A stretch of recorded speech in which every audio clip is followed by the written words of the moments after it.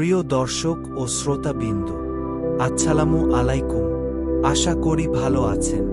আমার আজকের এপিসোডটি হল বিশ্ব নবীর জীবনী সিরিজ এর প্রথম পর্ব।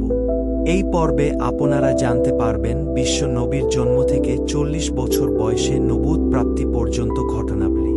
সম্পূর্ণ ঘটনা বিস্তারিত জানতে ভিডিওটি না টেনে শেষ পর্যন্ত দেখুন। আরবের উত্তপ্ত বালুরাশিতে তখন রাত নেমে এসেছে। আকাশে তারার মেলা, কিন্তু মানুষের হৃদয়ে অন্ধকার। মূর্তির সামনে মাথা নত করা মানুষ জানে না, এই অন্ধকার ভেদ করেই খুব শিগগিরই জন্ম নিতে চলেছে মানব জাতির ইতিহাসের সর্বশ্রেষ্ঠ আলো। এই গল্প কোনো রাজপুত্রের নয়, কোনো সিংহাসনের উত্তরাধিকারীর নয়। এই গল্প এক এতিম শিশুর, যাকে আল্লাহ বানাবেন সমগ্র মানবতার পথ প্রদর্শক। নবী মুহাম্মদ সাল্লাল্লাহু আলাইহি ওয়াসাল্লামের জন্মের আগে আরব সমাজ ছিল ভয়াবহ অন্ধকারে নিমজ্জিত। কন্যা শিশু জন্ম নিলেই জীবন্ত কবর, শক্তিশালীরা দুর্বলের ওপর অত্যাচার করত, মূর্তিপূজা ছিল ধর্ম, ব্যভিচার ছিল সংস্কৃতি, আর যুদ্ধ ছিল জীবিকা। দাসপ্রথা, মদ্যপান, জুয়া খেলা ছিল সাধারণ ব্যাপার। কাবা ঘর, যা ছিল তাওহীদের প্রতীক, কিন্তু সেখানে ছিল তখন 360টি মূর্তি। ঠিক এই সময়েই আল্লাহ প্রস্তুত করছিলেন ইতিহাস বদলে দেওয়া এক অধ্যায়। ইয়েমেনের শাসক আব্রাহা বিশাল হস্তিবাহিনী নিয়ে মক্কা আক্রমণ করেছিল কাবা ধ্বংস করার জন্য। কিন্তু আল্লাহ ছোট ছোট আবাবিল পাখি দিয়ে আব্রাহার বাহিনী ধ্বংস করে দিলেন। কুরআনে সূরা ফিলে আল্লাহ বলেন, তুমি কি দেখনি তোমার প্রতিপালক হস্তিবাহিনীর সঙ্গে কি করেছিলেন? এই বছরই ইতিহাসে পরিচিত হল আমুল ফিল, অর্থাৎ হাতির বছর হিসেবে। আর এই বছরেই জন্ম নিলেন শেষ নবী হযরত মুহাম্মদ সাল্লাল্লাহু আলাইহি ওয়াসাল্লাম। 570 খ্রিস্টাব্দ, রবিউল আওয়াল মাসের 12 তারিখ, সোমবারের পবিত্র প্রত্যুষ। মক্কার বনু হাশিম গোত্রের সম্মানিত পরিবারে জন্ম নিলেন মুহাম্মদ ইবনে আবদুল্লাহ সাল্লাল্লাহু আলাইহি ওয়াসাল্লাম। মা আমিনার কোলে তিনি জন্ম নিলেন এতিম হয়ে। পিতা আবদুল্লাহ রহমাতুল্লাহ ইন্তেকাল করেছিলেন তার জন্মের আগেই। মাত্র কয়েক মাস আগেই মদিনা থেকে ফেরার পথে মৃত্যুবরণ করেন। হাদিসে বর্ণিত আছে, নবীজি সাল্লাল্লাহু আলাইহি ওয়াসাল্লাম বলেছেন, আমার মা আমাকে গর্ভে ধারণ করার সময় দেখেছিলেন যে তার থেকে এমন এক নূর বের হচ্ছে যা দ্বারা সিরিয়ার প্রাসাদসমূহ আলোকিত হয়ে গেছে। জন্মের সময় বিভিন্ন অলৌকিক ঘটনার উল্লেখ পাওয়া যায়। ঐতিহাসিক বর্ণনায় পাওয়া যায়, এই রাতে পারস্যের কিসরা প্রাসাদের চূড়া ফেটে গিয়েছিল, অগ্নিপূজকদের আগুন নিভে গিয়েছিল। আকাশ যেন সাক্ষ্য দিচ্ছিল মানব জাতির মুক্তিদাতা এসে গেছেন। আরব প্রথা অনুযায়ী শিশু মুহাম্মদ সাল্লাল্লাহু আলাইহি ওয়াসাল্লামকে দুধ পান করাবার জন্য দেওয়া হল হালিমা সাদিয়া রাদিয়াল্লাহু আনহার কাছে। তিনি ছিলেন বনি সাদ গোত্রের এক দরিদ্র মহিলা। হালিমার ঘরে শিশু মুহাম্মদ আসার পর থেকে তার পরিবারে বরকত নেমে আসে। যে উট দুধ দিত না, সে উট দুধে ভরে গেল। যে জমি অনাবাদি ছিল, সে জমি সবুজ হল। হালিমা রাদিয়াল্লাহু আনহা বলতেন, এই শিশু আমাদের ঘরে আসার পর থেকেই আল্লাহ আমাদের রিজিক বাড়িয়ে দিয়েছেন। শৈশবেই আল্লাহ নবীজি সাল্লাল্লাহু আলাইহি ওয়াসাল্লামকে বিশেষভাবে প্রস্তুত করছিলেন। একদিন ফেরেশতা জিবরাইল আলাইহিস সালাম এসে তার বুক বিদীর্ণ করলেন, হৃদয় ধুয়ে দিলেন, আর বললেন, এটি শয়তানের অংশ। এই ঘটনা আমাদের শেখায় নবীজির সাল্লাল্লাহু আলাইহি ওয়াসাল্লাম এর চরিত্র ছিল আল্লাহর বিশেষ তত্ত্বাবধানে গড়া। শুরু হল নবীজি সাল্লাল্লাহু আলাইহি ওয়াসাল্লাম এর এতিম জীবনের কঠিন অধ্যায়। মাত্র 6 বছর বয়সে মুহাম্মদ সাল্লাল্লাহু আলাইহি ওয়াসাল্লাম তার মা আমিনা রাদিয়াল্লাহু আনহাকে হারালেন। মা আমেনা তাকে নিয়ে মদিনায় গিয়েছিলেন পিতার কবর জিয়ারত করতে। ফেরার পথে আবওয়া নামক স্থানে মা অসুস্থ হয়ে মৃত্যুবরণ করেন। এতিম শিশু এবার সম্পূর্ণ একা। দায়িত্ব নিলেন দাদা আব্দুল মুত্তালিব। তিনি ছিলেন কুরাইশদের অন্যতম সম্মানিত নেতা। নাতিকে অত্যন্ত ভালোবাসতেন। কাবা ঘরের পাশে যখন বসতেন, কেউ তার বিছানায় বসার সাহস পেত না। কিন্তু শিশু মুহাম্মদকে সেখানে বসতে দিতেন এবং বলতেন, আমার এই ছেলের মহান ভবিষ্যৎ আছে। কিন্তু মাত্র 2 বছর পর মুহাম্মদের 8 বছর বয়সে দাদাও মৃত্যুবরণ করলেন। মৃত্যুশয্যায় তিনি তার পুত্র আবু তালিবকে ডেকে বলেন, মুহাম্মদকে দেখো, এ শিশু অসাধারণ। এতিম মুহাম্মদ সাল্লাল্লাহু আলাইহি ওয়াসাল্লামের হাত ধরলেন চাচা আবু তালিব। মরুভূমিতে ভেড়া চরানো এক সাধারণ জীবন, কিন্তু চরিত্রে ছিল আকাশসম উচ্চতা। আল্লাহ যেন শিখিয়ে দিচ্ছিলেন, নেতৃত্ব আসে কষ্টের ভেতর দিয়ে, বিলাসিতা থেকে নয়। এই এতিম শিশুই একদিন বদলে দেবেন পৃথিবীর ইতিহাস। যিনি কোনো রাজা নন, কিন্তু রাজাদের চেয়েও মহান। আবু তালিব নিজে দরিদ্র হলেও ভাতিজাকে নিজ সন্তানের চেয়েও বেশি ভালোবাসতেন। 12 বছর বয়সে মুহাম্মদকে নিয়ে সিরিয়া সফরে যান ব্যবসার উদ্দেশ্যে। পথে বুসরা নামক স্থানে এক খ্রিস্টান পাদ্রী বাহিরা তাদের সাথে দেখা করেন। তিনি মুহাম্মদের কাঁধে নবুয়াতের মোহর দেখে চিনতে পারেন এবং আবু তালিবকে সাবধান করে বলেন, এই বালককে সাবধানে রক্ষা করো। ইহুদিরা যদি তাকে চিনতে পারে, ক্ষতি করতে পারে। কৈশোরেই সবাই বুঝে ফেলেছিল, এই যুবক অন্যদের মতো নন। মক্কার যুবকরা যখন মদ, জুয়া ও অনৈতিক কাজে লিপ্ত থাকত, মুহাম্মদ থাকতেন সম্পূর্ণ আলাদা। তিনি মিথ্যা বলতেন না, কারো সাথে প্রতারণা করতেন না, বিশ্বাসঘাতকতা করতেন না। মানুষ তাদের মূল্যবান সম্পদ তার কাছে গচ্ছিত রাখতে নিরাপদ বোধ করত। এই কারণেই মক্কাবাসী তাকে আলামিন অর্থাৎ বিশ্বস্ত এবং আস্বাদিক অর্থাৎ সত্যবাদী উপাধিতে ভূষিত করে। এটা কোনো উপাধি ছিল না, এটা ছিল তার চরিত্রের স্বীকৃতি। কৈশোর পেরিয়ে যৌবনে পা রাখলেন মুহাম্মদ সাল্লাল্লাহু আলাইহি ওয়াসাল্লাম। তিনি ছিলেন অত্যন্ত সুদর্শন, মাঝারি উচ্চতার, প্রশস্ত কাঁধের অধিকারী। কিন্তু তার বাহ্যিক সৌন্দর্যের চেয়েও আকর্ষণীয় ছিল তার চরিত্র। মুহাম্মদ সাল্লাল্লাহু আলাইহি ওয়াসাল্লাম এর বয়স তখন 20 বছর। একদিন মক্কায় এক বিদেশি ব্যবসায়ী অন্যায়ের শিকার হল। তখন কয়েকজন বিবেকবান মানুষ একত্রিত হয়ে গঠন করলেন হিলফুল ফুজুল অর্থাৎ ন্যায়ের চুক্তি নামক এক সংগঠন। এই চুক্তিতে অংশ নিয়েছিলেন মুহাম্মদ সাল্লাল্লাহু আলাইহি ওয়াসাল্লাম।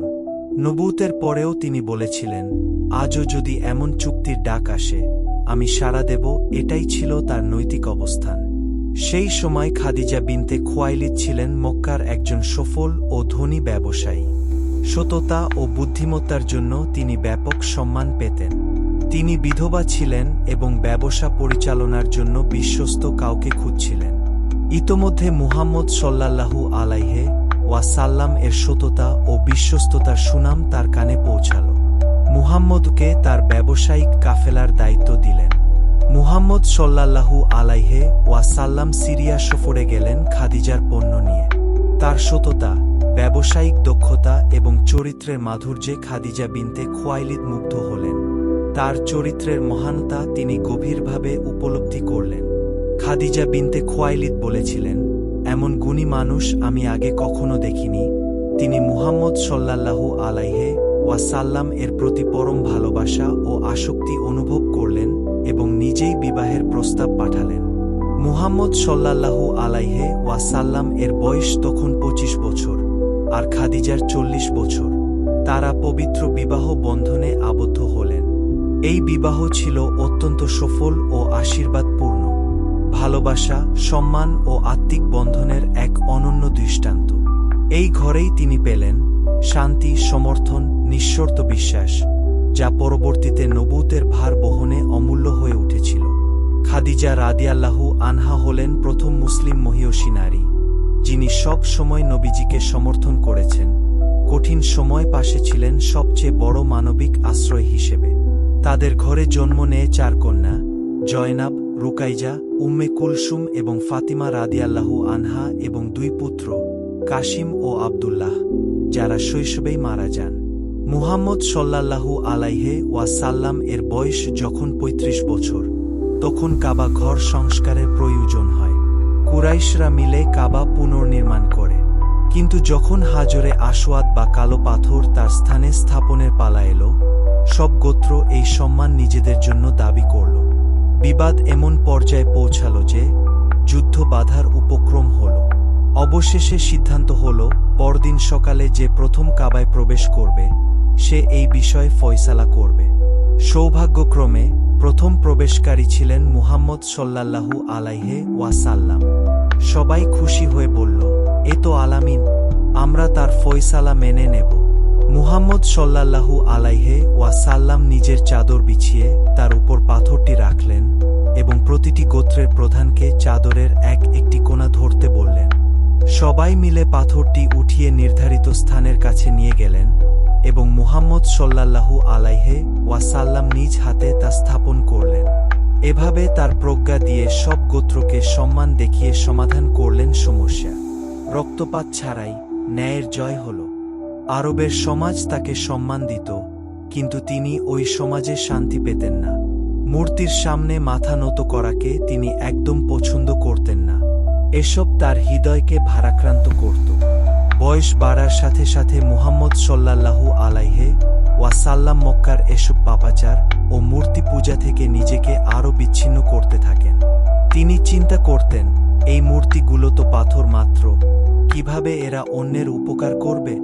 নিশ্চয়ই একজন মহান স্রষ্টা আছেন, যিনি এই বিশ্ব জগৎ সৃষ্টি করেছেন। তিনি এসব চিন্তা করতেন আর আকাশের দিকে তাকিয়ে সত্যের সন্ধানে ব্রতী হতেন। এভাবে সত্যের সন্ধানে এক সময় তিনি নিয়মিত মক্কার উপকণ্ঠে অবস্থিত হেরা পর্বতের একটি গুহায় একাকী ধ্যানমগ্ন থাকতেন। দিনের পর দিন, রাতের পর রাত তিনি সেখানে কাটাতেন সত্যের সন্ধানে। আল্লাহ এভাবেই ধীরে ধীরে তাকে প্রস্তুত করছিলেন নবুয়াত প্রদানের জন্য। 610 খ্রিস্টাব্দ, রমজান মাসের 27 তারিখ রাত, হেরা গুহায় ধ্যানমগ্ন মুহাম্মদ সাল্লাল্লাহু আলাইহি ওয়াসাল্লাম এর সামনে হঠাৎ আবির্ভূত হলেন ফেরেশতা জিব্রাইল আলাইহিস সালাম।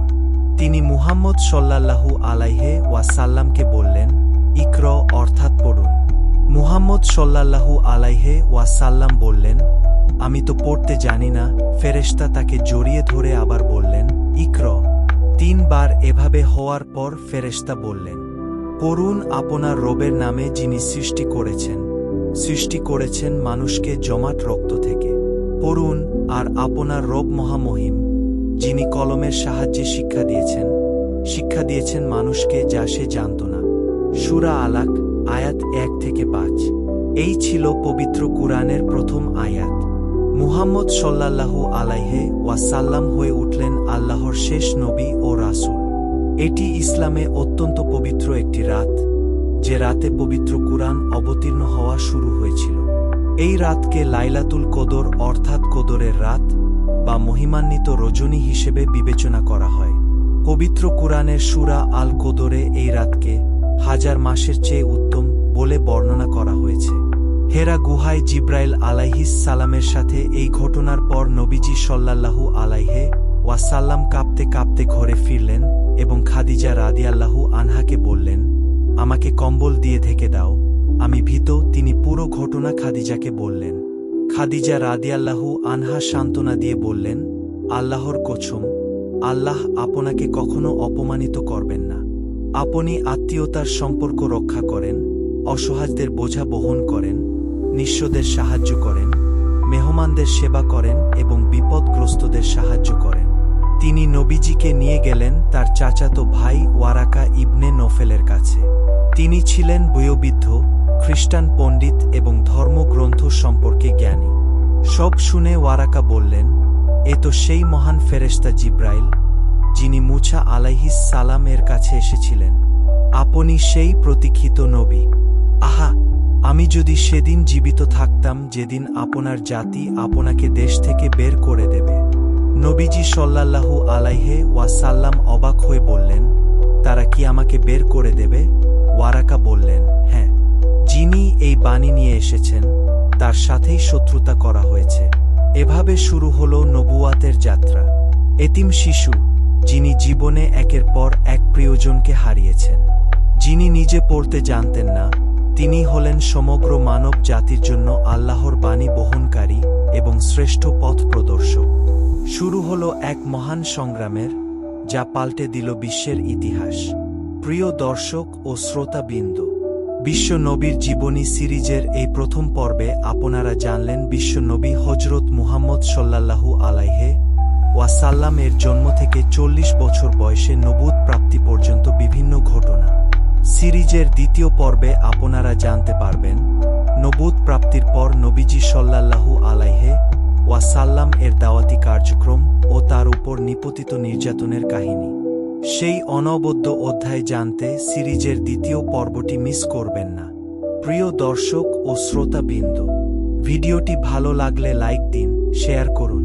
ইতিহাস আর ইসলামের এমন গভীর বাস্তব ঘটনার ভিডিও সহজে পেতে চ্যানেলটি সাবস্ক্রাইব করে সাথেই থাকুন। ধন্যবাদ।